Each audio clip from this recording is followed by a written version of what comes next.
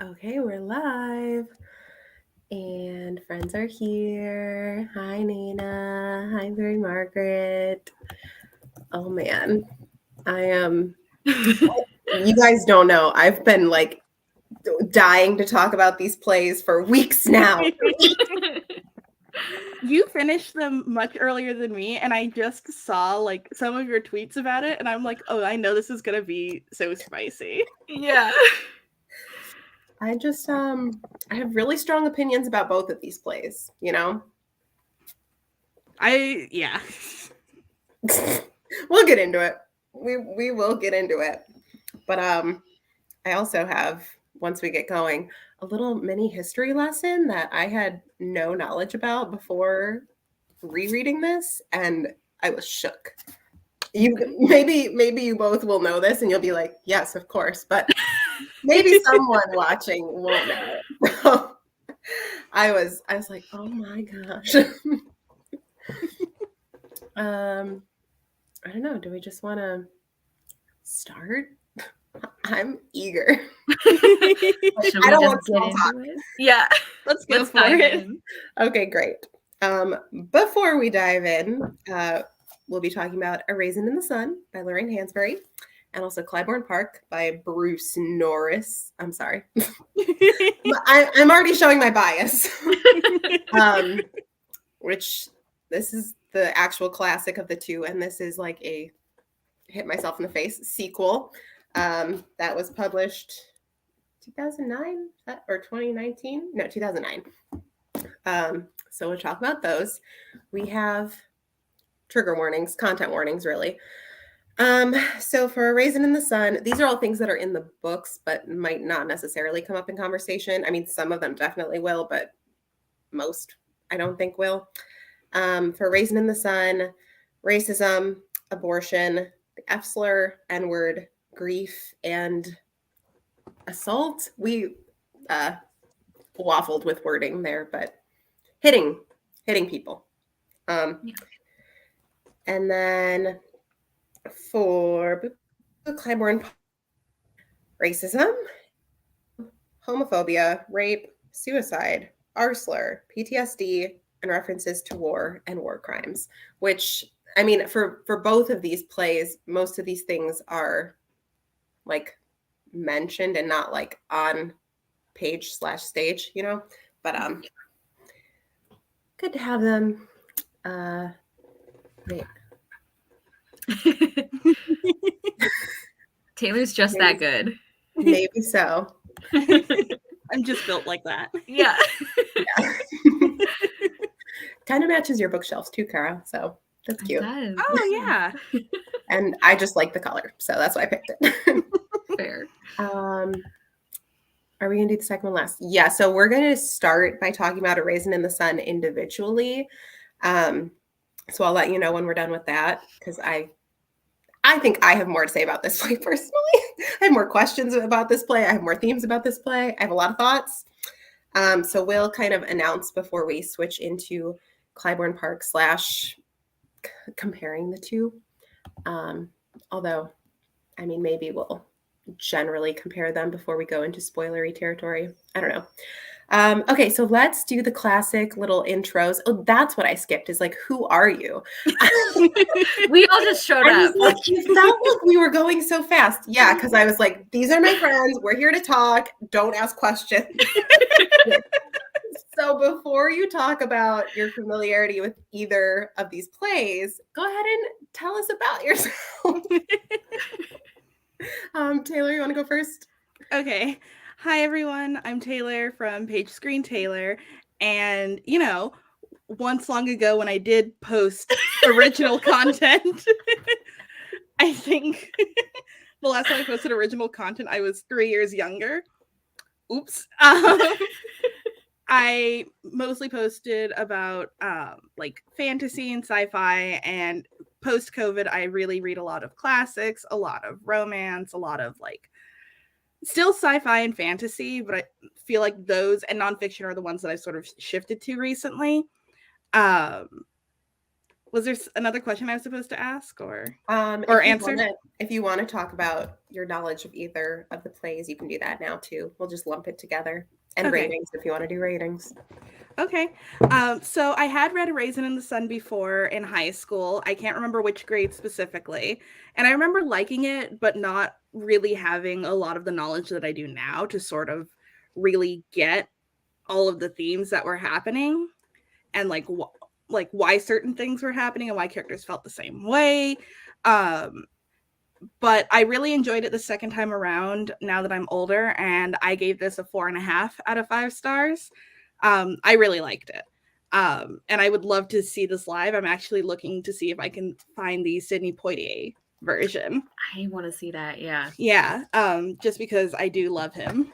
And then for Clybourne Park, I had never heard of it until we started Past It Classics. Had no idea about what I would expect going in. I thought the premise was sort of interesting, but overall, I really, really, really didn't like it. I think I'll probably end up giving it like 1 or 1.5 star out of 5. I have a lot of issues with this. We're gonna get along great, Taylor. Cool. Kara's gonna be playing devil's advocate in this live show. But no, I'm just kidding. Kara, go ahead. Hi, everyone. So my name is Kara. My channel is Wild Book Garden. I read a lot of everything, like a lot of fantasy and historical fiction and classics, but I also am reading a lot more contemporary than I ever thought I would, and a lot of nonfiction, sprinkling in some romance and sci-fi. And as I always mention, I read across all age ranges. That's something that's very important to me, and I think it's a really important part of being a broad reader. And as for my familiarity with these, I had never read A Raisin in the Sun.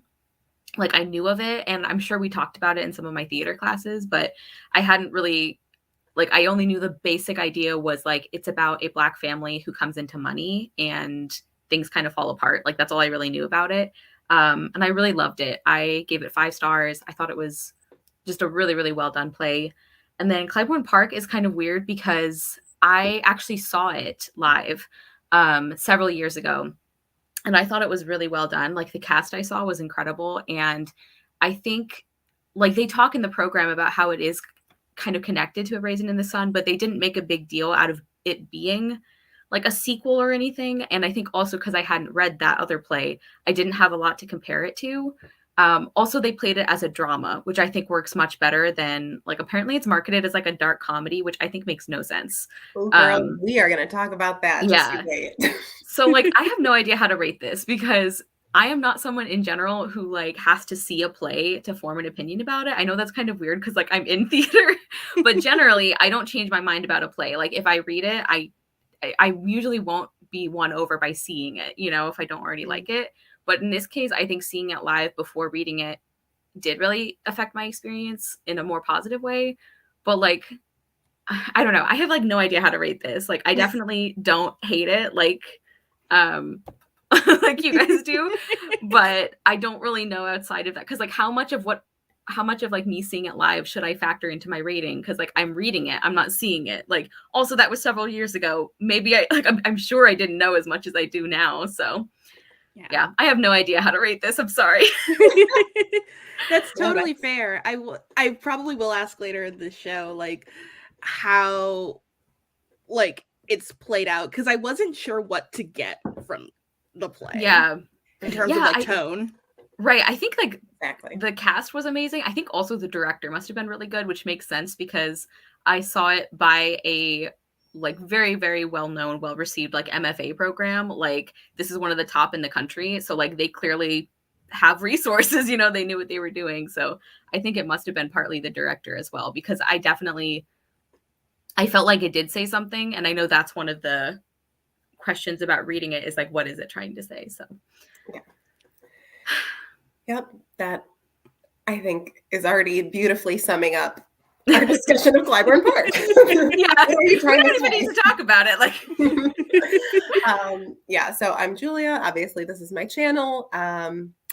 You know, sometimes I post things. Mostly they're live shows, but I'm trying to come back. So, yep. I I mainly read classics and historical fiction, but I've been getting into romance a ton. I would say at this point, my reading is like 75% adult, 15% middle grade, and then like 10% YA. So like a weird mix, but a mix. And yeah, follow me on other social media and you'll get more content from me than you do here. So there you go. I had seen A Raisin in the Sun in high school. We didn't read it, but we watched it. Don't explain to me why. It was an English class, not a theater class, but we watched it. And I remember feeling neutral about it. Like I didn't really remember any of the plot points years later. But then last year I actually read it and I was like, this is one of the greatest plays I've ever read.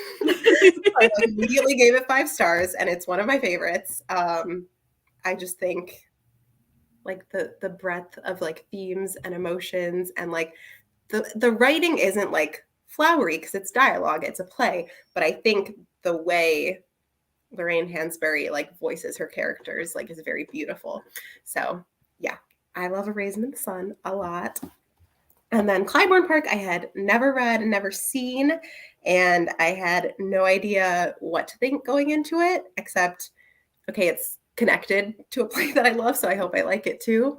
And overall, it was just kind of a flop for me. I will acknowledge, I do think it's the kind of play that you need to see rather than read. Like there are, like obviously, I love Shakespeare. I can talk till I'm blue in the face about how like you can read a play and get just as much enjoyment out of it as watching a play. But I think there are some plays that are written to be seen and you don't get anything more or anything in general out of reading them. And that's how I feel about Clybourne Park. So I ended up giving it, I think my actual average was like 1.8 stars, so 1.5. I don't think it's like a harmful play. I don't think it's, hurting the world. I just wish I hadn't read it. Like, I'm like, I don't know. I didn't get anything from this. So we'll get into that. Okay, let's do real topics now. So we're going to start with A Raisin in the Sun because, oh, what a play. Okay. Oh, wait, let me do my little history lesson first. Okay. Oh, yes. So, and again, if you already know this, like, yay, but I did not know this, so I just want to share. So I read the little introduction before this edition, which I hadn't read on my first read through. Kara, I think we were just talking about this, how like introductions to... Yeah, I started reading it, realized it was about to spoil the whole plot, and I'm like, I'll come back to this when I read the play. Yeah. So because it was a reread for me, I was like, I can start with the introduction. I'm not, ruining anything. And I gained so much from it. I was like, this is a darn good introduction. Yeah. So I was not aware, but Lorraine Hansberry's father literally is a part, like nominally, of a famous court case, Hansberry versus Lee. Kara, you're nodding your head, and I'm like, I can't believe I didn't know this. I just know about it from reading this and then looking it up. So like, I learned this very recently. Please go on. Okay, yeah. Which was basically like, yeah, white people can't bar Black people from moving into their neighborhoods. Like that was the summary of the whole court case. I'm like, well, of course she wrote this play. Like it literally hits so close to home. So that was just like kind of amazing to me that like her father literally went around a homeowners association, purchased a property, and then they were like, hey, wait a second. And he was like, we're going to court, buddies. So, what a king move. I know. And ironically, her father's name is Carl with a C. But I was like, but then you put Carl with a K in your play, and he's like the not nice guy. So just an interesting move. I don't know. Wasn't that in Clybourne Park? I don't think. No, there's two Carls with a K? Yeah. How I forgot that. Carl's the homeowners association. Yes. Oh my gosh. Yeah. Okay. Thank you for pointing that out. I did not realize that both of them had terrible Carls. Okay. Lindner. Two Okay. N's, Lindner. Yes. Thank you. So that's interesting. Yeah, that's another thing I have beef with this play about is names, but we'll get into that later too. Okay, so that was that little information, which just like makes me happy. Okay, and yep, Nana totally agrees. I hate it. Like, why do they Like, do why call it an introduction if you shouldn't read it at the beginning? Yeah. Makes no sense. Yeah. Usually I just skip it. I like sometimes I'm like maybe I should go back and read that. But most of the time I'm like I know I should probably care, but I just want to get to the story. Especially like I think a lot of the ones who do like intros for like Jane Austen editions, it's like I know what I'm getting out of this. Like I wrote papers on this. Also, you're a little full of yourself. What am I, an amateur? Yeah. You're going to explain Jane Austen to me? Like, Me? I say as if I have a degree in her books, but I don't know. I feel like in your heart you do. So a degree in my heart, that totally counts. yeah, put that on a resume. I'm sorry for derailing us, Julia. Oh no, sorry. That just Oh, really info dumpy first chapter. Like, wow. You're like, why are there no lines in this play? Like, oh, that's a bummer.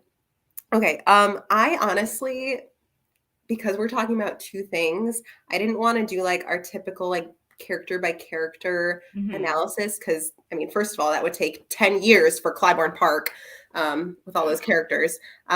But I do want to just like generally talk about characters first. So like, do either of you have a favorite character from A Raisin in the Sun? Like what characters really stand out to your mind? Like after reading it, I guess kind of who's like, you know, living in your brain rent free, as they say. So for me, if you don't mind that I go first, Kara. No, please do.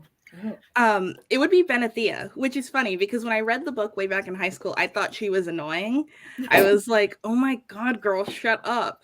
But now I'm like, I get it though. I get this sort of, especially because she's just recently coming into this sort of like Black pride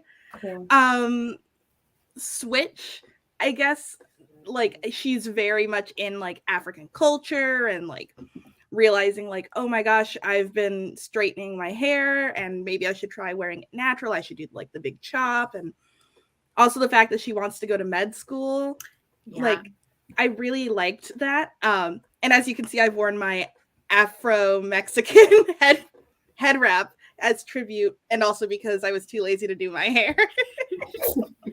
Both of those are valid reasons. Like. Yeah, this is solidarity. Yeah.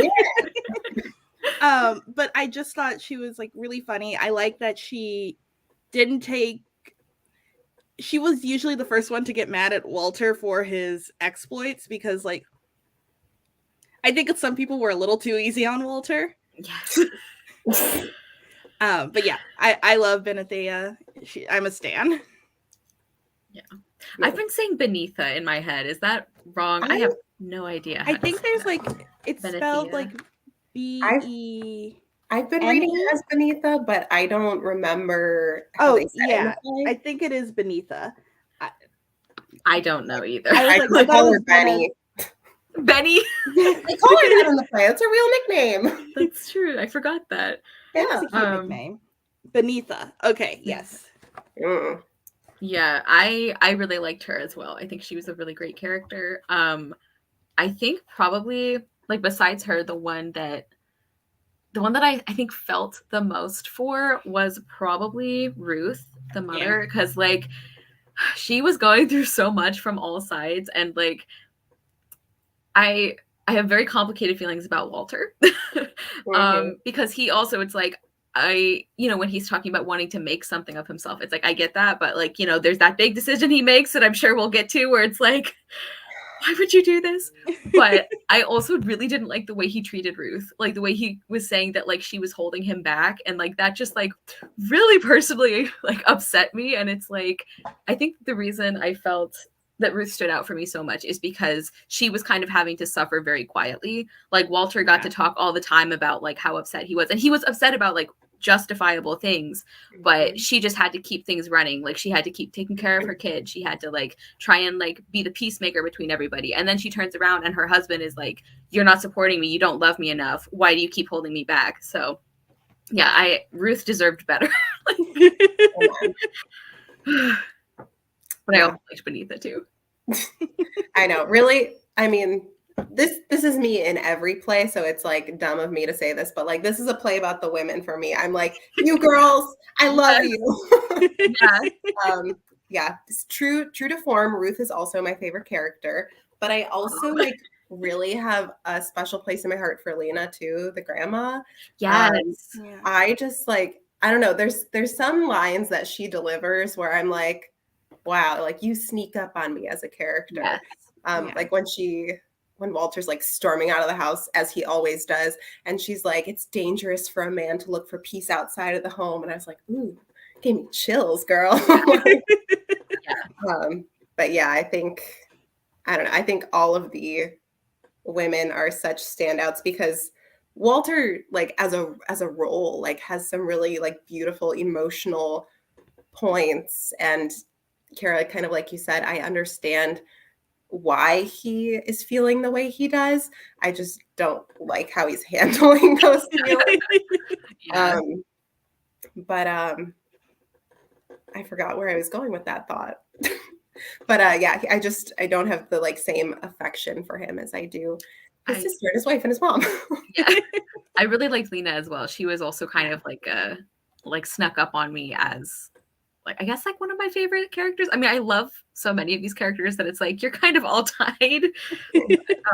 Yeah, she was kind of similar in that like she was having to go through the same situations that the whole family was, but she had this added burden of not being able to express it in the same way, and like the added responsibility of deciding what to do with the money. And yeah, she had some great lines. So.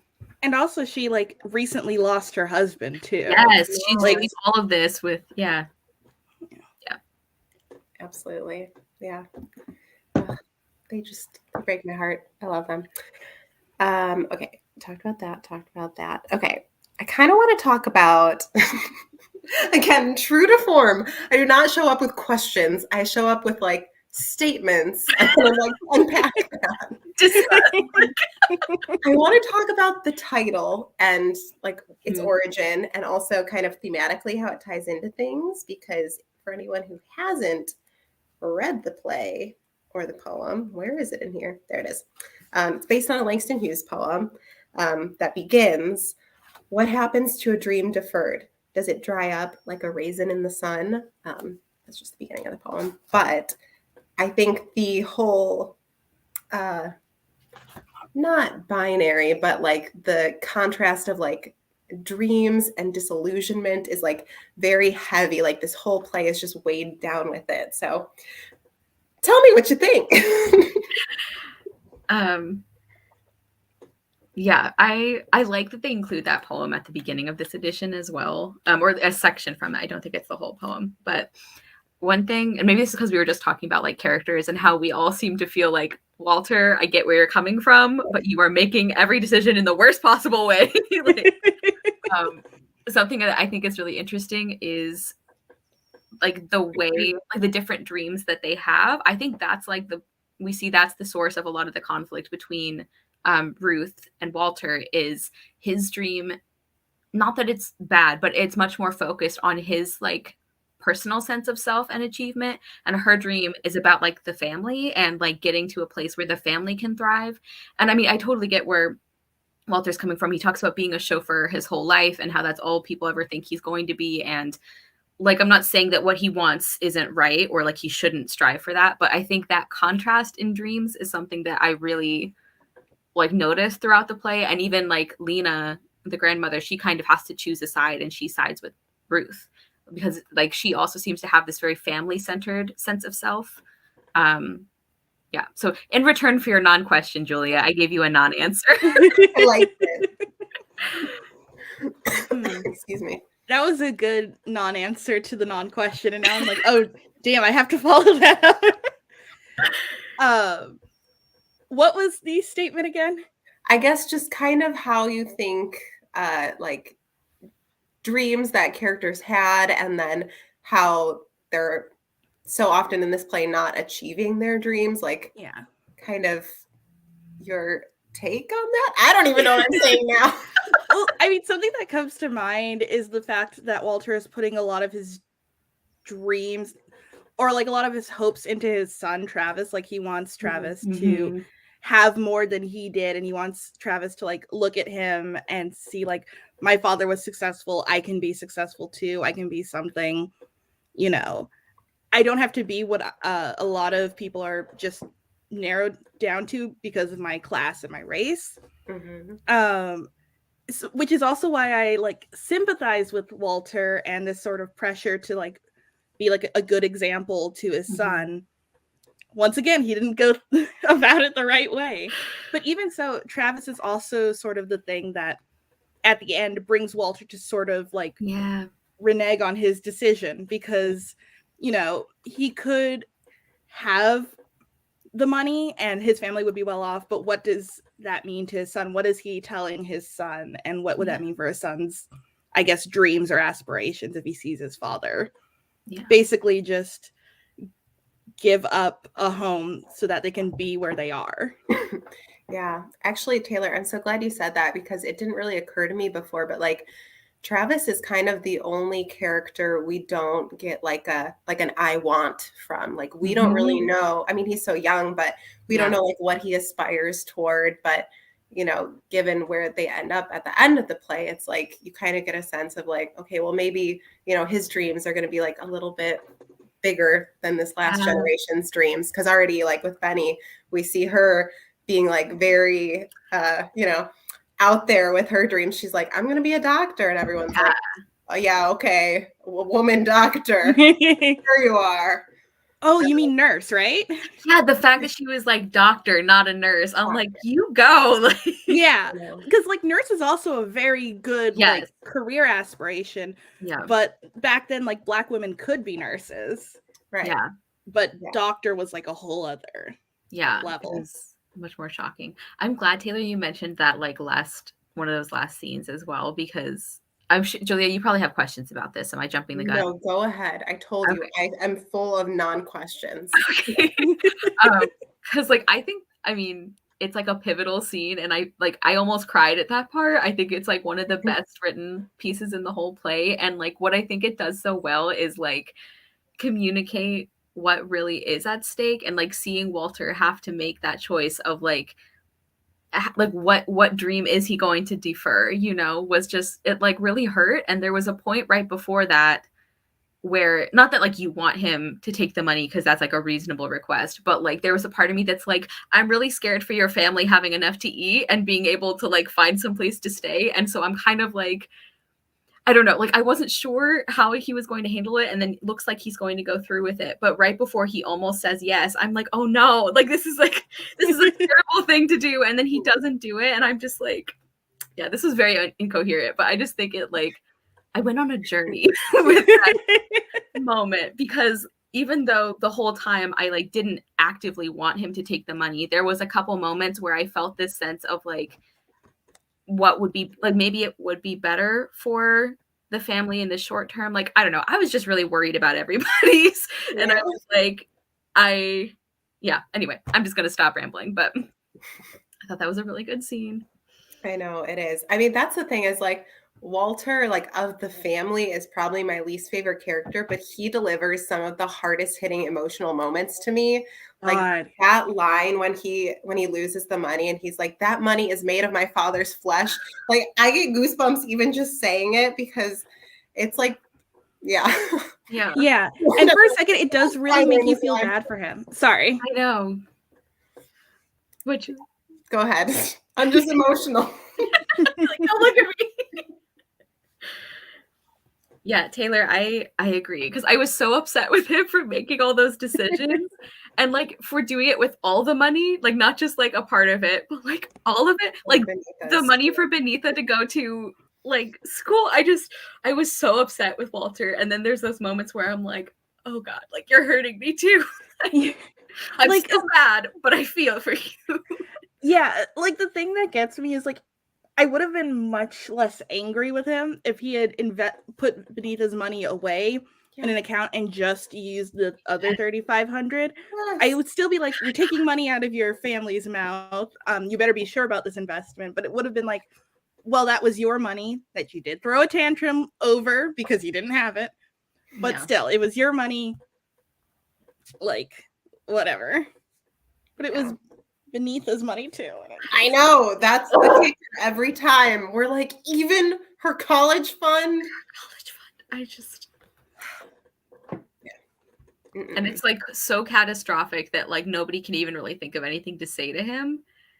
And like you were saying, Taylor, you're like, I think some people were a little easier on Walter, and I'm like, yeah. I was like, instant divorce. I can't even be in the same home with him. Yeah, like I would not forgive that easily. I don't know if I could forgive that at all. Actually, so I did a sort of conversion calculator to see how much $10,000 was in 1959. It's about $97,000. So he lost $6,500 of that. And actually, let me convert that now, just so we have so we know how awful Walter's decision was. Like, just to fully cement it for us all. Yeah.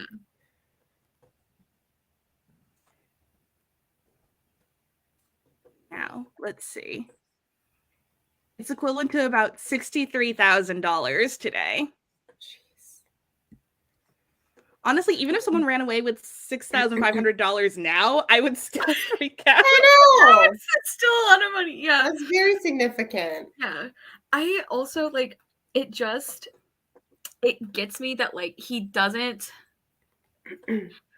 maybe this is my bias towards Ruth, but I feel like she at least tries to understand where he's coming from about why, like she talks to him about his dreams. Like she doesn't really understand why he would put that above other things, but she's like trying to understand. And I feel like Walter does not reciprocate by like trying to understand what she wants. And like the thing that gets me is like her dream is really a dream for all of them. Like especially, and like I can't help but think that Walter would also be positively affected by getting out of this like rental that's like very shabby, and it's very like symbolic, like the way it's talked about as like they always thought they'd move out of this and they never did. Like it was supposed to be like temporary and it's not. And it's like it seems like even though it's not what Walter wants, like right now, it seems like maybe by having the family in like a new start in like a house that they can actually own eventually, like he would benefit from that too. And it's just like, yeah, he I have very conflicting feelings about him, obviously, but it's like dress for the job you want, like live in the house for the job that you want to have, like, you know, move up in that aspect and then try to further your career. I don't know, it's just drives me batty, especially as their family's growing. I'm like, sir, your son sleeps on the couch. Aspire for more, please. You literally have the equivalent of $63,000 in your hand. Like, you don't even have to, like, not invest any of it. You could put aside some money to invest in something. Truly. And also, just a lesson, don't trust random people with your money. I know he was, like, friends with the guy or something, but, like, you could still follow him around with that money. Yeah, what's the, like, wasn't it Willie or something? Yeah. He was really it's like Willie and Bobo, and Ruth at the beginning is like, don't trust a man named Bobo. Oh, I'm just gonna hand this here life-changing amount of money to Willie and Bobo. They'll look after me. Ruth was onto something. Like, it's just like there were so many options, and Walter picked the worst one every single time. Yeah, that's what gets me. It's like, yeah. Also, sorry, lastly, because I do really like Walter as a character. Yes. And I, even like with all of his terrible decisions, it makes sense, which is what I think. Mm-hmm. I think it's a really good example of an unlikable character who was so well written. but also just the little tantrum he throws when his mom is like, oh, I'm gonna put aside some money for the house and for Beneatha's education, and I think I'll donate the rest to the church. And he's so mad at her, and I'm like, listen, it's her money. Mm-hmm. She's literally doing you all a favor by buying a house with that money. Yes. It's her money. If she wants to like shred it, she has the right to. Yeah. She shouldn't, but yeah. I was about to say something and I got distracted by how frustrated Walter makes me. like, no more thoughts, just Walter. Oh, I know what it was. It was also about Walter. I think one of the things that like made me really like, oh, I don't know about you, is like he says like multiple times, like some variation to Ruth about how what is holding Black men back is Black women. And I'm like, sir, like you married her, Walter. It's like not to make assumptions, but she's the best thing that happened to you. Like, that also got me, and it is one of the things that I felt wasn't always explored, like as well as it could have been, the sort of like internalized racism. But also at this point, I'm like, listen, Walter, I know society and like racism have been holding you back, but you know what? At this point, I'm gonna say it's a bit of you too. Yeah, you can blame society, but there's a little bit wrong with Walter also. Especially, okay, sorry, this is a minor thing, but it did annoy me early on when their son wanted money for like something that was going on at school, and her mom was like, okay, like we not right now, we don't have the money. And I think maybe she does relent and gives him like a quarter or something, or like 50 cents. And then Walter just completely undermines her and gives him like $2. Bad and parenting. I'm like, undermine the other parent. Exactly, in front of the kid too. Yeah. And I'm also like, hey, Walter, maybe if you save that money, not to be all like, don't buy a Starbucks every day, but like... but I know.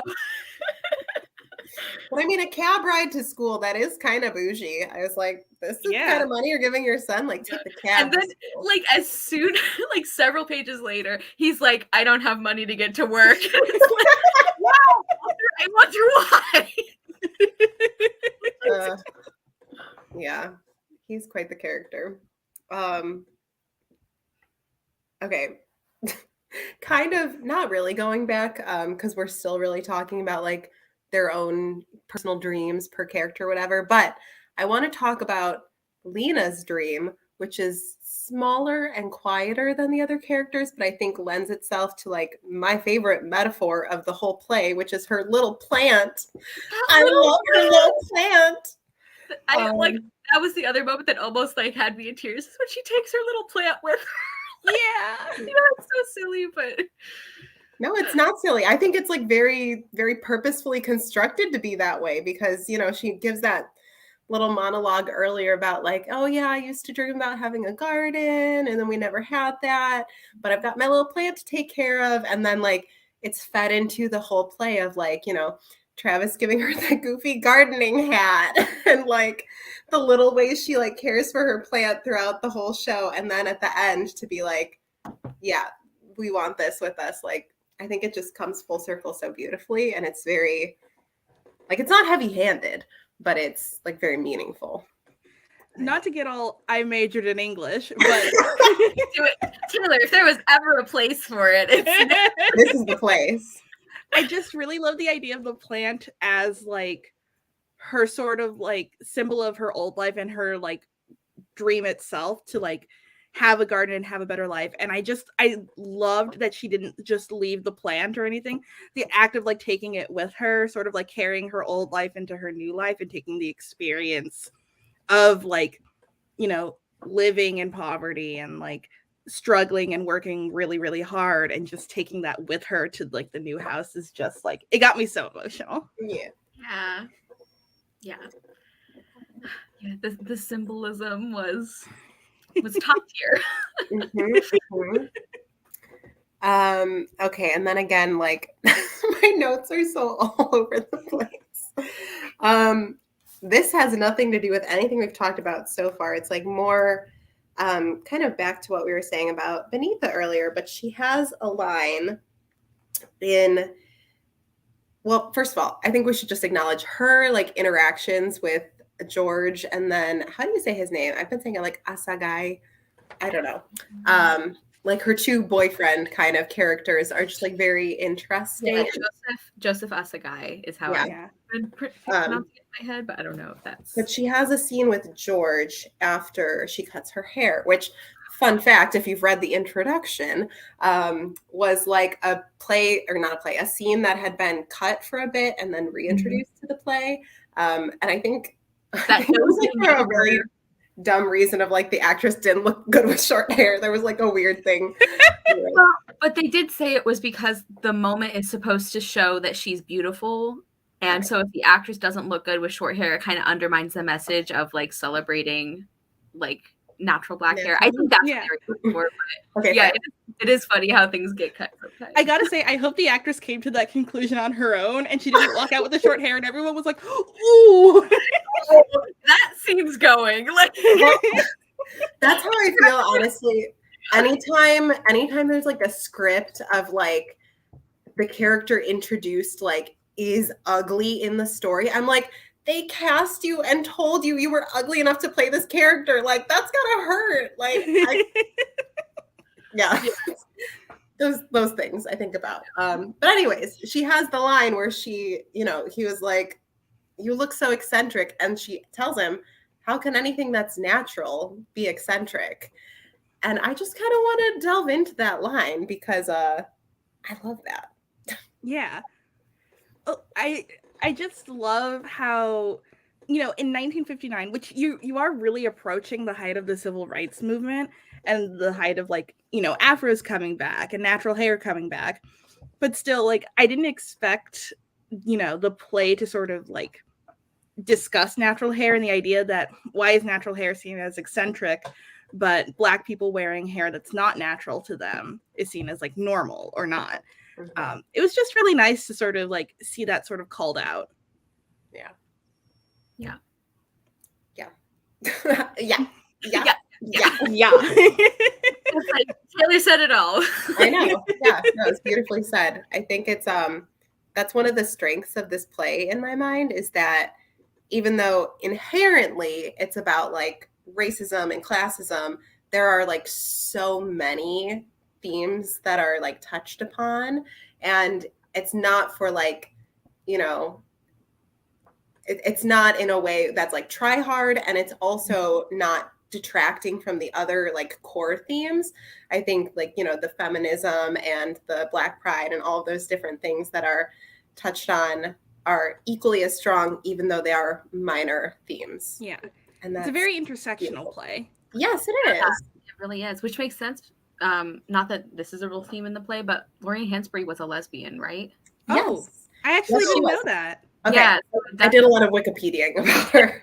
Because I think was it her husband who wrote like the introduction? Or what?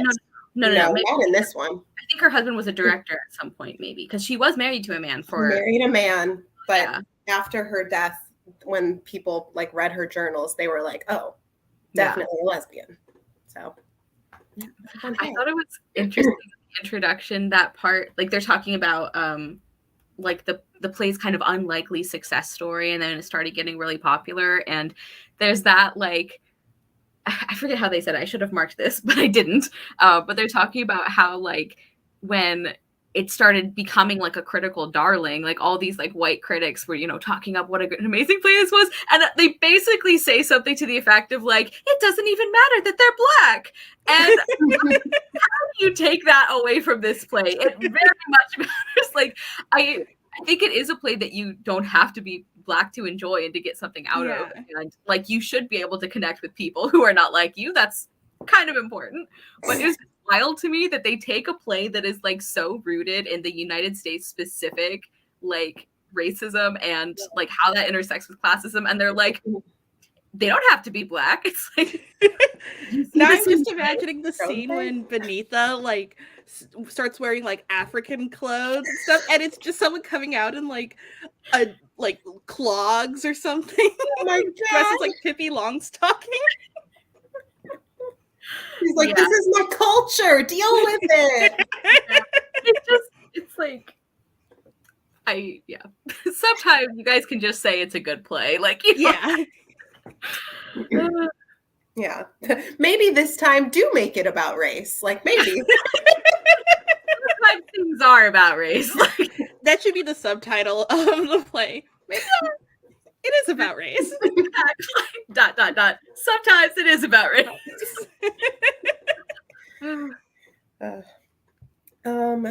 Shoot, I feel like I had something to say a second ago that I just Sorry, I diverted forgot. again. No, Sorry, I interrupted you to make a dumb. no, I love all your contributions. Comment was perfect. Stop saying sorry to me. I love your contributions.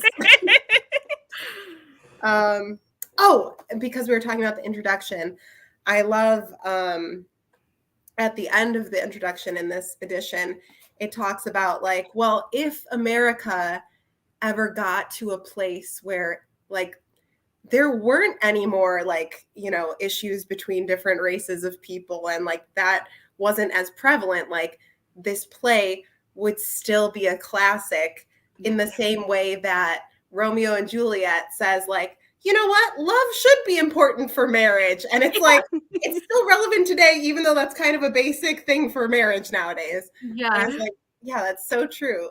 Like it would be that impactful no matter what. Yeah. Because Like- I mean, you can still get something in terms of like class and like family dynamics and so on. Kind of like how you mentioned Romeo and Juliet. Like even though love matches are more common now, there's still people who are like torn apart by like race or religion or like social class, and their families would disapprove if they ever like were in a relationship with like, you know, someone of this same gender or someone of a different race and so on. So you could still sort of find that thread, even if your parents just don't like your partner. Yeah. You know, it's I very know. relevant. I shudder to think of the day that I ever bring home a man who has tattoos and my father goes, "Get out of my house." It can be that dumb, folks. Yeah. Well, and something like I've been seeing people talk about, I don't know why now specifically, because it's always relevant, but like what makes a classic, like is a classic like timeless, and like there sometimes people talk about it as if like to be a classic, it can't be current, like it can't be rooted in a particular time. But I feel like this play is a great example of how what I think of like real classics, or whatever you want to use to describe like stories that stay relevant and important and like effective, is that they're both, you know, because this is like so specific to a specific time in American history, to very specific issues. And yet at the same time, like we've been saying, these things are still relevant now. They would still be relevant in a world where hopefully this wouldn't be a problem anymore. Like I it's very like timeless and timely at the same time. And I think that's what makes it like one of the things that makes it such an impressive play, is like she's so specific and so universal, and like I'm just very impressed. Bottom line, good job, Lorraine. Hands free. You did it. Yeah, I think so. What did you just say? You said so specific and so universal. Like that is really, that's it. Yeah. It's a beautiful play. Do we have any other specific thoughts about A Raisin in the Sun before, one, we share quotes from it, and two, we play a little game? It's not as silly of a game as our usual game. A more serious game. It's a thoughtful game, I dare say. I love this play so much, I forgot to mark quotes, so I am on Spark Notes right now. Like, what did other people think was a good quote? Like, Yeah, I like that one too. Yeah. I think you covered a lot of my thoughts, Julia. Okay, beautiful. Well, let's share some quotes because Yeah. I love this play and it's so well written. I'm flipping through all my mauve tabs because those are my quote tabs. Oh, really quick while we're looking, I thought it was interesting too that they cut the scene with that neighbor Yes. in a lot of productions, because like I mean I see why they cut it, because it's not as super like plot and theme relevant, but I think it does add something to the play. Like, it's, for one thing, it's fun to see Ruth and Lena just like tag team her, you know, like oh my god, she's here, you know. But Yeah. anyway, I don't know if you guys had thoughts about that, but like I thought that was an interesting scene. Like I see why they cut it, but I'm also glad that I got to read it, you know? I think my thoughts exactly align with yours. Not very deep. Okay, so I have a few.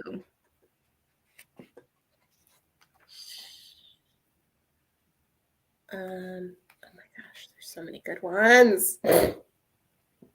Kara, do you want to go if you have one ready? Sure. When actually I think it's right after the scene with the neighbor, and Ruth says, if ignorance was gold, and Mama says, shush, don't talk about folks behind their backs. She says, you do. I'm old and corrupted. That's the other thing about this play too, is like it's a drama, but it's genuinely so funny. There's like it's so good. The opening scene where she's like, how do you want your eggs? And Walter's like, not scrambled. Ruth begins to scramble eggs. I love staging comedy. Yeah. I don't even know like how you, I guess she's like whisking it up. I was like, how do you even portray that so easily on stage, like immediately that she's scrambling eggs? But it's so funny to me. Yeah. Shoot, I literally like can't decide. I'm like, how about that? How about that? Okay, I think I have one. It's Act 3 near the end, and it's when he's talking to Mr. Lindner, and we think he's about to give the house or like, you know, sell the house. And once again, I'm taking this from Spark Notes. So we have decided to move into our house because my father, he earned it for us brick by brick. We don't want to make no trouble for nobody or fight no causes. We will try to be good neighbors. And that's all we got to say about that. We don't want your money. But something about my father earned this for us brick by brick. And like just the fact that his dad isn't even there to like live in it, but that he worked hard to make sure the family was able to like be better off after he had died. Yeah. And just, I don't know, saying that his father earned the house was just, I don't know, it was really, really sweet. Mm-hmm. Yeah. He was such like a powerful presence in the play, even though like he's never on stage, you know, but like the way people talk about him and his sacrifice, and like I think it's the part when Lena, I think it's when Walter must be considering taking the offer, because she talks about like how their family were like sharecroppers on this land, you know, and like they worked their way up, and how like her husband, his father, came home every day like miserable and exhausted, and it was the work that killed him in the end. And it's like you get such a sense of the sacrifice that he made, even though he's not on stage at all. Yeah. One that I want to share that I love from Mama, from Lena, is when she's talking about her late husband, and she says, Big Walter used to say he'd get right wet in the eyes sometimes, lean his head back with the water standing in his eyes, and say, seemed like God didn't see fit to give the black man nothing but dreams, but he did give us children to make them dreams seem worthwhile. That makes me so emotional every time. And I'm like, if that's not like one of the core themes of this play, I don't know what it is. Comes around to like Travis, like Walter not taking the deal for Travis. Yeah. And because Travis is there, right? It's like he can't say it in front of his son that like, I'm gonna let people pay me to believe I'm like less than them. Like yeah. And the part one of the ones I marked you, like actually a lot of the ones I did were like some of the funnier parts, you know, like the one that's like not is when Mama says to Benita, I thought I taught you to love him, and talking about Walter, and she says, love him, there is nothing left to love. And Mama says, there is always something left to love. And I just like like I'm so upset at Walter, but I'm like, that's a good line, Mama. Oh, you sure said it. Yeah. I also, because every time I read this play, I'm like, that. When you get Act 1, Scene 1, and you start with this huge description of the stage and the set and like how their house looks. And when she says, she's describing the furniture, Its furnishings are typical and undistinguished, and their primary feature now is that they have clearly had to accommodate the living of too many people for too many years, and they are tired.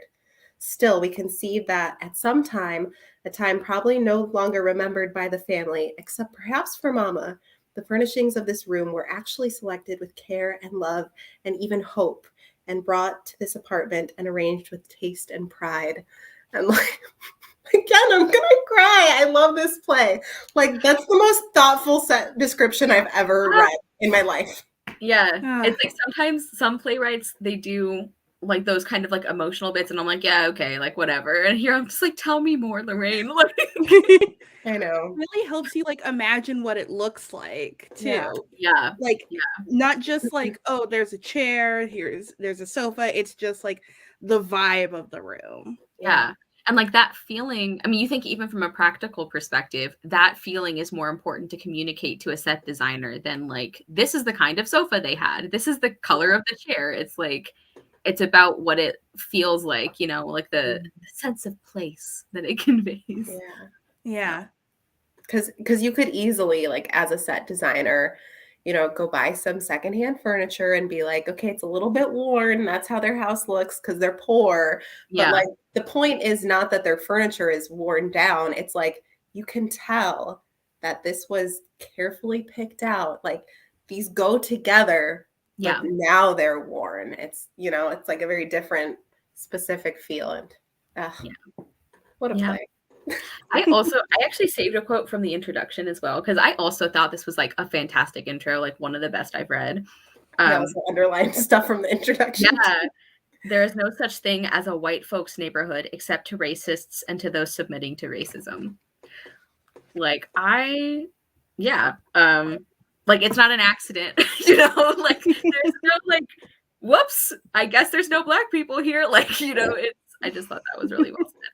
Yeah. Oh, how did that happen? That's so weird. Yeah. It's actually honestly very timely because I read The Vanishing Half like not long after this, and I was like, the themes, they tie in. Look at that. Okay. And then wait, are we good with quotes? Yes. Okay. Well, I am. I don't know about you, Kara. I mean, I could keep going, but I'll stop us. Yeah, I think that's like most fun. The only other one is when Ruth and Beneatha are talking after like the guy comes to try to buy them off, and Ruth says, "You should hear the money those folks raised to buy the house from us. All we paid and then some." And Beneatha says, "What do they think we're gonna do? Eat them? No, honey, marry them." It's like,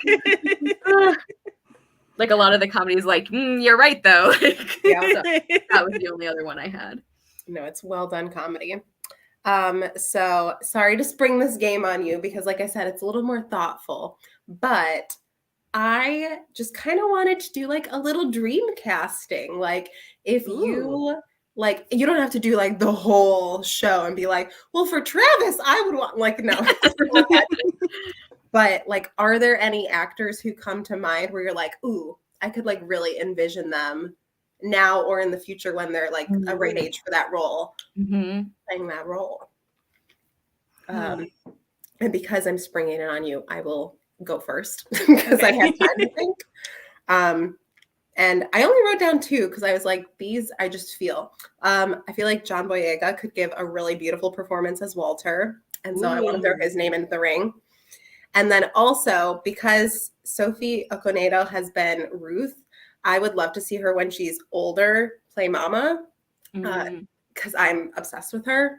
And I mean, depending on the casting of everyone, like maybe she'd be old enough now, but she doesn't look old enough now because she's stunning. But maybe. But I'd give her another 10 years at least, I think. Yeah.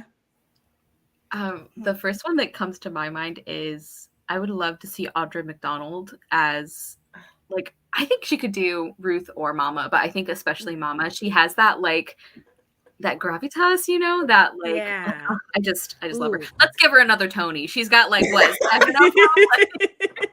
Audra McDonald's a really good one. For Mama, I was thinking like Viola Davis because she can really do the snot cry really well. Oh, that would be so good. Oh my gosh. You guys are good at this game. Hold on. How old is Cynthia Erivo? Oh, I think she's like early 30s. Because maybe she could be like a good Benethia or Benitha.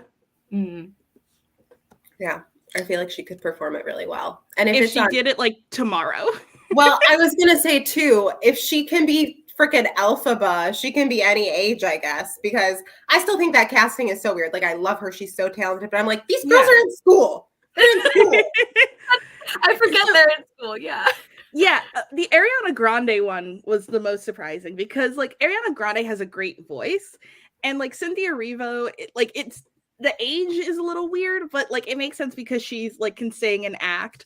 But Yeah. I was like, I'm not a Dove Cameron fan, but I was really gunning for Dove Cameron because she looks the part. Well, and I would prefer Dove just because I think she can act better than Ariana Grande can. Like, singing aside, I think she can act better. Yeah. But, I mean, there's a lot of people I could name for Glinda before either of them, but that's not the game we're playing. Wicked as well. Yeah, Dreamcast Wicked for me too while we're here. Yeah. I'm trying to I think know. of like other people. I always want to throw Lupita Nyong'o in everything because I think Oh she's my God. gorgeous. Yes, so talented. I also would cast Lupita Nyong'o and everything. I'd be a terrible casting director. I feel like she could do great as Ruth, though. Yeah. Like, She I could could be see really that. good. And maybe because their names are both Ruth, but Ruth Nega. Oh, yes. Yeah, honestly. Okay, so I know Hollywood loves casting, and I can say this because I'm mixed race actresses to play like dark-skinned Black characters. So I feel like if Hollywood were to adapt this now, Zendaya would be like beneath them. It's I someone love I Zendaya. thought of, honestly, but I was like, no, don't say it. Like, I love Zendaya, and I think she would play the role really well, but I'm also like, no, Taylor, don't. Yeah. I know. I think, like, in terms of a performance, she could do really well with the role, but like physically, she's not who I would cast in it. Yeah. I don't envy the job of casting directors. Yeah. Last one, because I think he's really handsome and I love seeing him and things, but Donald Glover Ooh, as Walter. I respect it. Yes. I mean, I don't want to have to put myself in any situation where I am finding Walter attractive, but at least it would make sense to why Ruth is still with him. Amen. Like, listen, I get it. You're like, we or got Michael B. Jordan. It's like, there you go. Marriage is all about give and take. Yeah. I guess, it wouldn't. I was thinking like if Walter wasn't one of the first people on stage, but it's like you hear people talking about it. I was like, why is she still with him? And it's like, oh, I get it now. Yeah, puts things in perspective. Okay. Story checks out. Yeah. Okay, so now to start diving into this. I think first comparatively, and then we can move on to this as an individual. So, Dana, if you do want to leave soon, I love and respect you and understand. Just because I saw she mentioned it earlier. But I would like to know, just kind of in a general sense, like, how did these two works compare for you? And why do you feel that you preferred one to the other? Because I think the why is the real question. Even though we gave our ratings, so I think we kind of know. Well, our ratings and our whatever Kara has, her nebulous thoughts. I guess my like averaged out rating would maybe be around a 3 stars because I can't discount how well done it was when I saw it, but like talking about the reading experience, so I guess my placeholder rating would be somewhere around a 3 stars because like I do think, anyway, we'll get into that. I can go. Sorry. Go ahead, Taylor.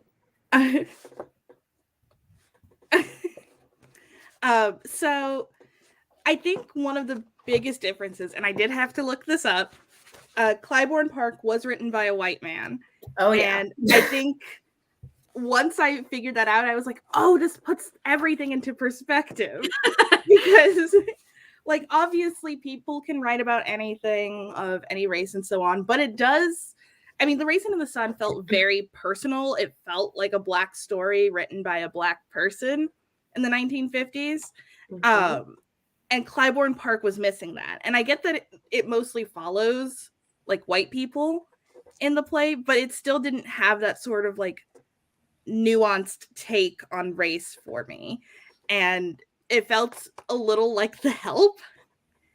In that there were like white people you could root for, so that way like white people could watch it and go like, oh yeah, in this situation I would definitely be the nice person here. Yeah. Yeah, I'm totally a Bev. I'm definitely not a whoever. Like, I don't know. That being said, the concept I really like, this sort of cyclical concept. Like, Clybourne Park was an all-white neighborhood. Black people started moving in. White flight happened. And so more Black people started moving in. And then you have years later, white people start moving in and pushing Black people out, making Clybourne Park like a white neighborhood again. And I find that concept fascinating. And it's a really modern take on the concept, but I just don't think it played out not correctly. It wasn't done as well as it could have been. Yeah, for me, and this could be, again, not seeing it visually, but I think it could have been a stronger play had he fully fleshed out either act instead of trying to do both the past and the present.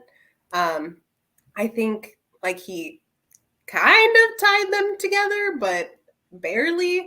And I don't know. I think like overall having the idea of like this family who has struggles of their own, who want to get out of this house for, you know, their own reasons, or like flipping the script and having it like a gentrified, is that how you say it as an adjective, neighborhood, like either of those concepts would have been stronger to me than pairing them both. But it could just be personal preference. I don't know. I think this is one of the only plays for me that, cause I don't like concept plays. I have very little tolerance for them. I'm like, yeah, you have an idea, like write an essay, you know, like don't like pretend you're going to do character development and then not do it. So this is one of the only times where I was more lenient about that. And I think because I had already seen the play, like I had all of that background. I also, like I said, the cast was amazing. So I think they did a really good job with it. I think it's a mistake when people market this play as like a sequel, because I think it's more of like a version, like an alternate version of like a flip side of some of the themes. Like I also think the cyclical concept is really interesting.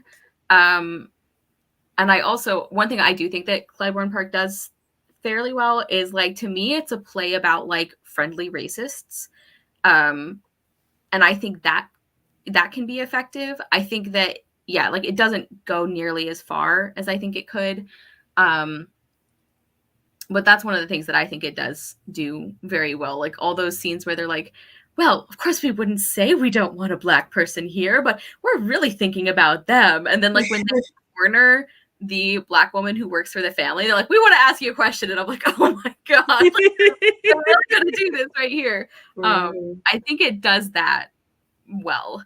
But I also agree that it could have gone farther. It could have like actually, I wonder if part of the reason is because the playwright is a white man, that he was like, I don't want to draw any conclusions for you, so here you go. You know?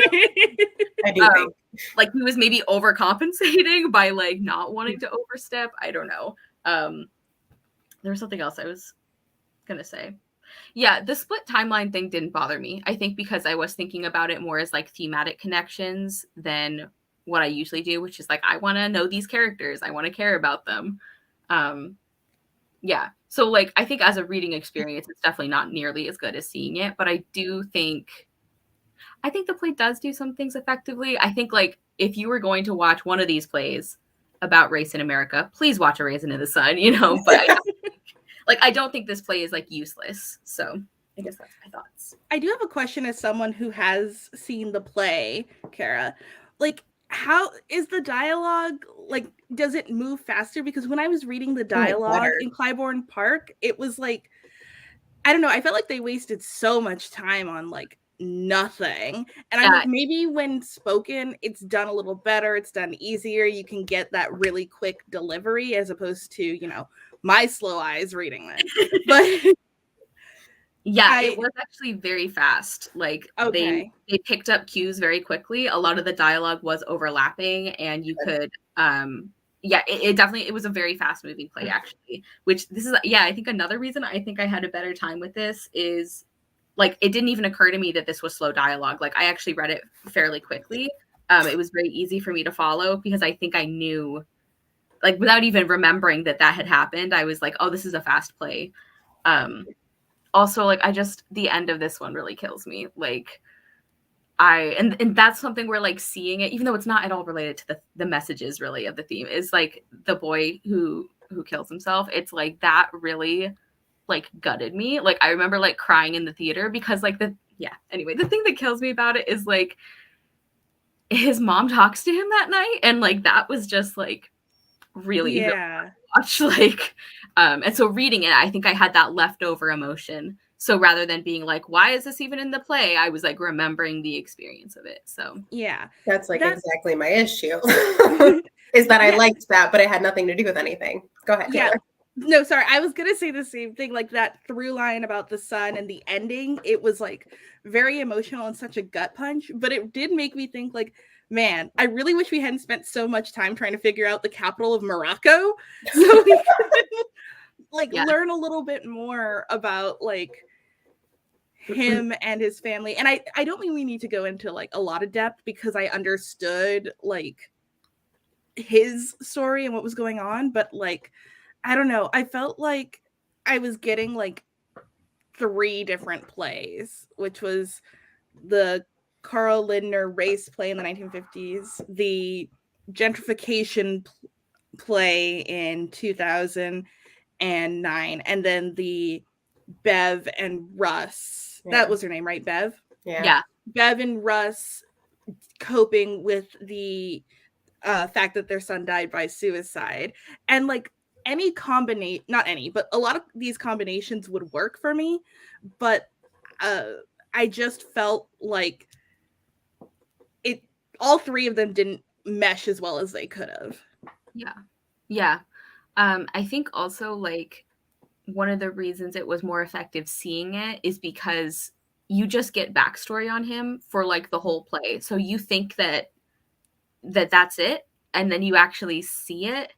So I think that's something that's more effective seeing it than like you think you're at the end of the play and it's like this epilogue has nothing to do with like what the themes are supposed to be. But yeah, I definitely agree that the stories feel kind of very separate, which is making me wonder, like, does that not bother me? I feel like this has not bothered me before. Like, I'm okay with very tenuous connections if I like am somewhat invested in the stories. Yeah. So. And sorry, go ahead, Julia. No, go ahead. I was just gonna say I would watch a production of this just to see like how the viewing experience differs from the reading experience, because I think my biggest complaint, other than like, you know, it's a white man writing about race, it feels, I don't want to make any moral judgments on it as well because I don't even really know what my views on it are, but just him taking a Black woman's story and writing like a sequel and sort of writing like the coattails of that play's success.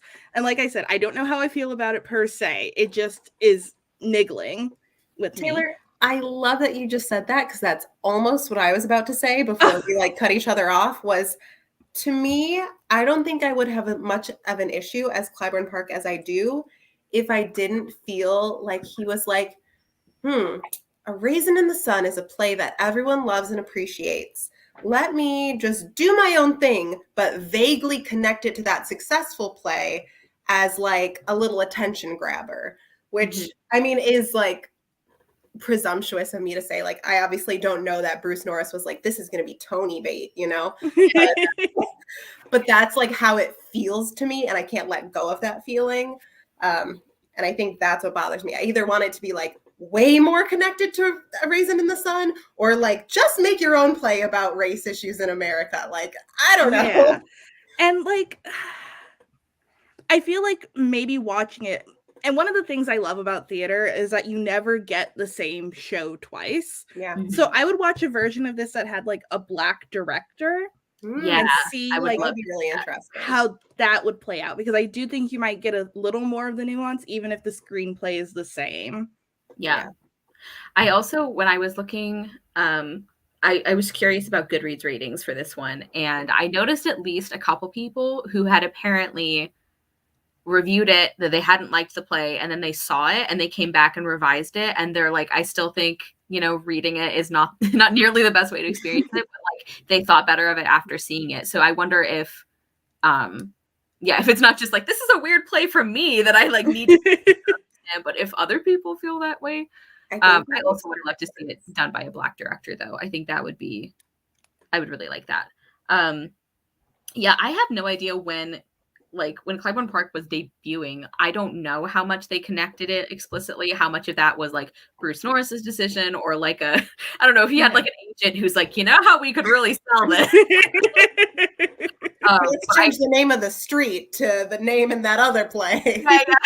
I'm trying to remember. It's been so long since I saw it that I don't remember like specifics, but I seem to remember in the program notes, they did not make a big deal out of the connection. Like they talked about it, and I think they gave you like the bare bones, like A Raisin in the Sun was a play about this, and then this play kind of connects that. But like they really didn't make, like they did not market it as a sequel. They really didn't draw attention to that connection too much. Which I think also was a reason that I enjoyed it, is because I did not have this to compare it to. Right. Yeah. And to be fair, like, even though I had read Raisin in the Sun, if someone just handed this to me and told me to read it, I wouldn't have drawn the connection itself. Like, maybe the name Carl Lindner would have rung a bell, but I would have been like, I must have known someone with that name or something. Was that my old professor?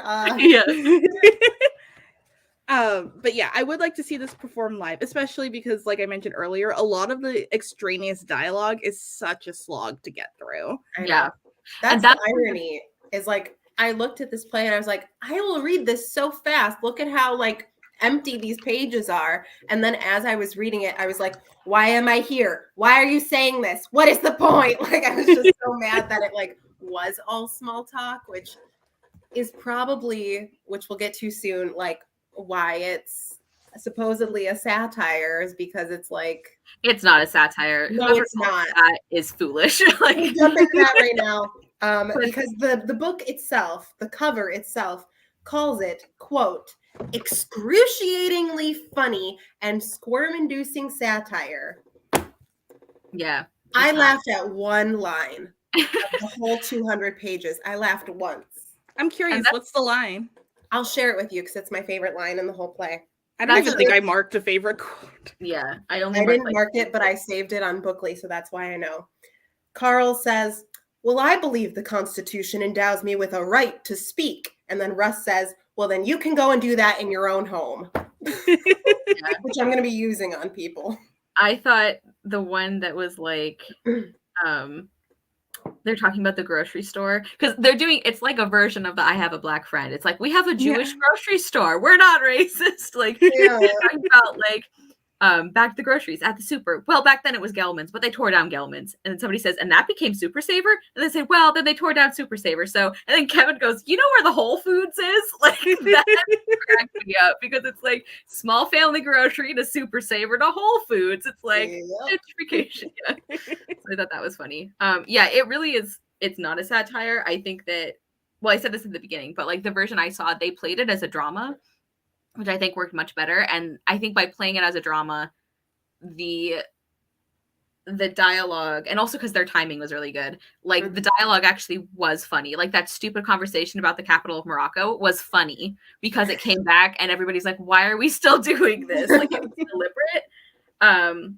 And like the actors were really good with like the awkward pauses and everything. So I think that that back and forth is something that really is, I found much better to see it. Yeah.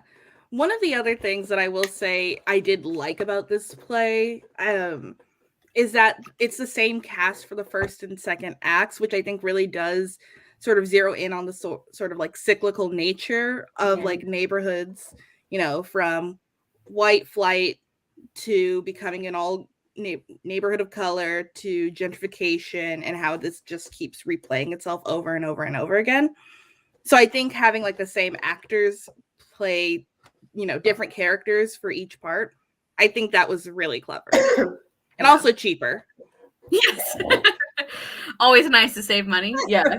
I was very confused at first because in the like actual play where they have like the cast listed, like, oh, so and so played this role, and then it was like Act 2, and it was like the character name of first act played by the character name of second act, and I was like, wait, what? This is so confusing. Like, I don't know why they chose to write it that way. That was so weird. Yeah, I don't know if you were supposed to see similarities between the characters because I was also confused by that. I also for the second act, I like basically gave up on trying to figure out who was who for the first part because I'm like, you're all talking about the same things. I don't know who you are. And then by like the probably middle, maybe before that, they started separating themselves enough. But it's like that's something also that it's way easier to track people when you're watching them and seeing them interact with each other rather than like, I don't know which white boy name this is supposed to be. Like who are you, Kevin, or are you the other one? Like, are you Tom or are you Carl? Who are you? Kevin might not have been the white man. Kevin was the black guy. So I got it wrong. I was like, sorry, this is a little deep, but I was reading it and I was like, is this what white people talk about together? Probably, girl. I mean, yeah. I also think the like dumb conversations with, especially with Bev and Russ, I think that was like intentional to show that like they really have no idea what to talk about with each other or do. Like their lives are kind of empty right now because they are neither of them. This is like a classic. It's like you're both doing a bad job of dealing with grief, but if you at least did it together, it would be better, and you're not. Like, so yeah, that I liked. I don't know what was going on with part 2. They had no excuse. Yeah, I think part 1 was the first act was better executed in my mind than act 2, for reasons I can't fully explain. I think just because the like through line of the plot is more interesting there to me. Well, like the second act, they're like arguing about real estate stuff until like 2/3 of the way into the act when you finally understand why everyone is there. So like, and then they switch to offensive jokes. Yes. Which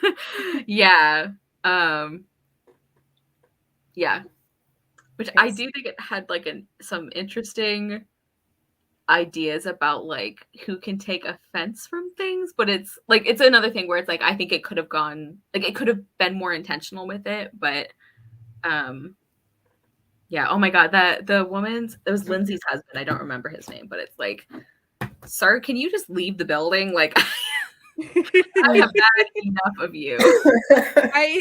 I'm like, dude, just go start a podcast called Triggered or something. Really? I know. When he's like like they're like yelling like offensive, or not, maybe they're not yelling at this point, but like offensive jokes at each other, and he's like, I'm not offended, and it's like, yeah, sure. Like I'm sorry if that was really loud on video. No. It was not.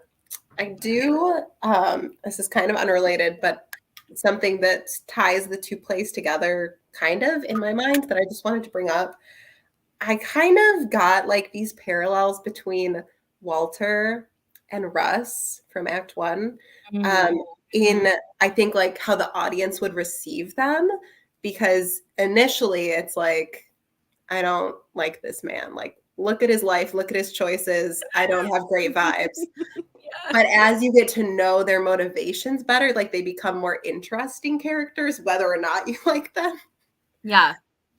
And that was like one point where I was like, okay, there's like something successful here, I feel. Kind of. Yeah. Yeah, you don't have to branch off. I just wanted to mention that. No, that was a really interesting point. I hadn't even noticed that. Yeah, they do have kind of, and even like the way they interact with their wife is like a little bit similar. Yeah, a little painful to watch. Yeah. Yes. Yeah. Yeah, I like that you brought that up, Julia.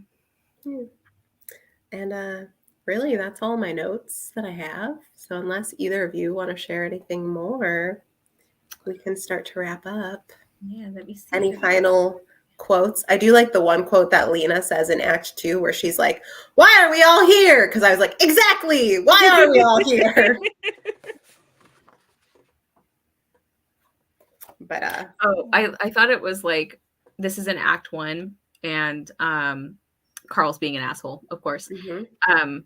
Which is also interesting because like because I didn't remember which character was which, like their names or anything, so I didn't remember what Carl's role was. He comes in with his wife who is deaf, and he seems to be like very in tune with like what, you know, like not taking care of her like condescending, but you know what I mean. He's like making sure people are like including her in the conversation or whatever, and then it's like, oh, okay, that's the one you are. But Bev is saying, I mean, in principle, don't we all deserve to? Shouldn't we all have the opportunity to? Carl chuckles with amazement, shakes his head. Well, Bev. And then Jim says, in principle, no question. And Carl says, but you can't live in a principle, can you? Gotta live in a house. It's like, I thought that was like fairly indicative of like a big part of the play is like none of these people, which is true today, like nobody really admits to being a racist, you know. It's like they're like, oh no, I have nothing against Black people, I just don't want them living anywhere near me or interacting with my children or walking by me on the street, you know. It's like that does make you a racist, actually. Like, yeah. So oh, maybe I would consider them working in my home, but living next to me, no. I would pay them as a domestic because I am a gracious person, but yeah. Oh my god, when Bev kept trying to force that dish on stupid chafing dish. It's like, let it go, Bev. It's like, I get it, you're moving, you don't want to take it with you, but also wasn't it revealed at the end that Francine's husband, whose name escapes me, he was like, we already have this. And like the assumption that she doesn't have like a serving dish. Albert. Yeah. Albert. Yeah, I wanted to say Alfred, and I was like, I don't think that's it. Okay, me too, though. I thought that dynamic was like written really well because like it's just uncomfortable like watching them interact at all. And like the part where Bev is like so passive aggressively is like, well, the trunk would only take a minute, but I know you have to go. And then like, is it Alfred or I mentioned Albert. Albert. See, I just forgot to. Alfred sounded right. Albert is like, oh, no, I can do it. And Francine's like, well, we really have to go. And Bev's like, I understand, it's fine, but it's just upstairs. It's like, yeah. It was like you could easily imagine it happening in real life. Those like little things like that. So, yeah. Oh, Bev. Oh, Bev. Classic Bev, you know? Yeah. Any final thoughts, quotes, whatever? Okay, I just turned to one. Take it home, Taylor. Act 2 from Lena, who is the Black woman. And some change is inevitable, and we all support that. But it might be worth asking yourself who exactly is responsible for that change. Which I thought was, pretty good. Yeah. And that's one of the other things, too, that makes me go, like, he did write this connected on purpose, was, like, naming her Lena. Yeah. Well, she says that, like, her great aunt or whoever, like, she was named after her, so. Yeah. And also, one of the characters, I think it's, God, I cannot remember anyone's name in this. It started with the K or something. Candy, Kimberly. Oh, I'll tell you. From the second act? Kathy. Okay. Aren't her parents Carl Lindner and Betsy? She mentioned that her mom was deaf. Yes. Yeah, so they connect like the families. And that's another thing that I think is like a much more like intentional moment if you see it, because we have just like watched the whole story of this other generation, and then you're watching what you think is a completely separate story. Or I'm sure they told you in the program that it wasn't, but then it's like revealed that way. I just like, this is like you were saying, Julia, I think that this is probably one of the few plays where you would probably need to see it. Or not need to, like, obviously if people don't, it behooves you to see it instead of read it. Yes. If you're going to either read it or see it, seeing it is definitely the better option. Yeah. All right. Well, I think that sums it up. If you want to consume Clybourne Park, go see it. Yeah. That's our thesis for this live show. Yeah. But yeah, there we have it. What a pairing. Can't wait to treasure this forever and lovingly donate this back to the library where I bought it in the first place. Sorry to whoever buys it next. You should watch it. But yeah, let's talk about what we're reading this month in April. Yeah. Oh, darn. I need to pull up the list. We are It's, going to be reading a book. You can be sure of that.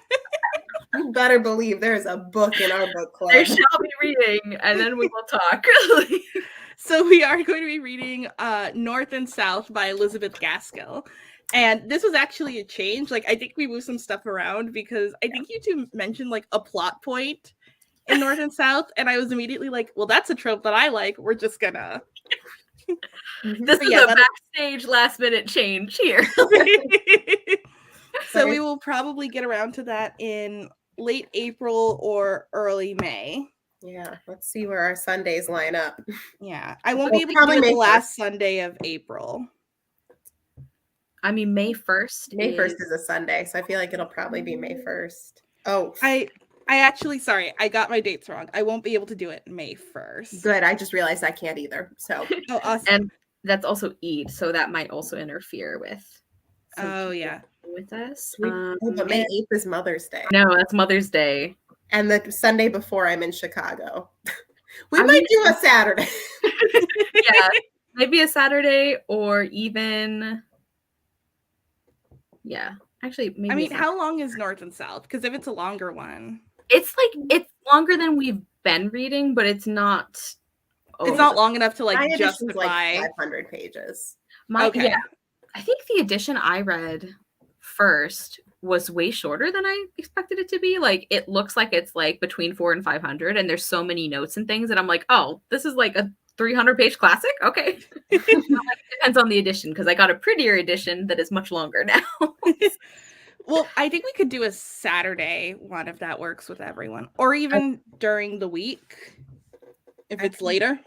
I could definitely do a Friday evening or like even Saturday, April 30th too. So I can't do that weekend from the 28th through the 30th, or sorry, through the 1st for. Okay. I probably will be working that Saturday, the last Saturday in April. So if we were going to do a Saturday, it would probably need to be the 23rd on my end. Okay.